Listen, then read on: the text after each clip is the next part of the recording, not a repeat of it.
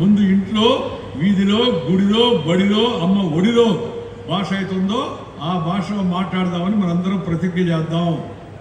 మనసులో ప్రతిన పొందాం. మీకు నేను మీటింగ్లో ప్రతిజ్ఞ చేయమని నేను చెప్పను. మనసులో ఆ ప్రతిన పొందితే కష్టమేం కాదు. మనం పుట్టింది తెలుగులో, కానీ మనకు అలవాటు అయిపోయింది. మమ్మీ, డాడీ, బీడీ, జాడీ, కేడీ ఈ అలవాటు అయిపోయి ఆ అలవాటు ప్రకారం మమ్మీ అని. ఇది అమ్మలకు కూడా వచ్చిన జబ్బు.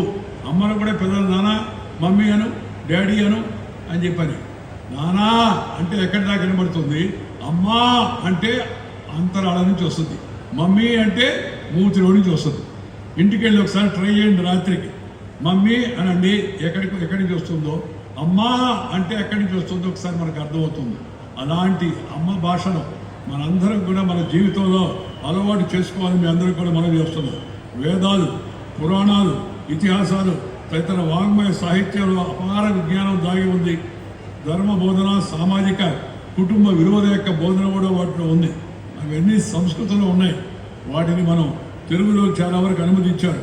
వాటిని బాగా అనువదించుకొని మనందరం కూడా ఈ సాహిత్యాన్ని ప్రజలకు చేరేట్టుగా చూడవలసిన అవసరం ఎంత ఉంది.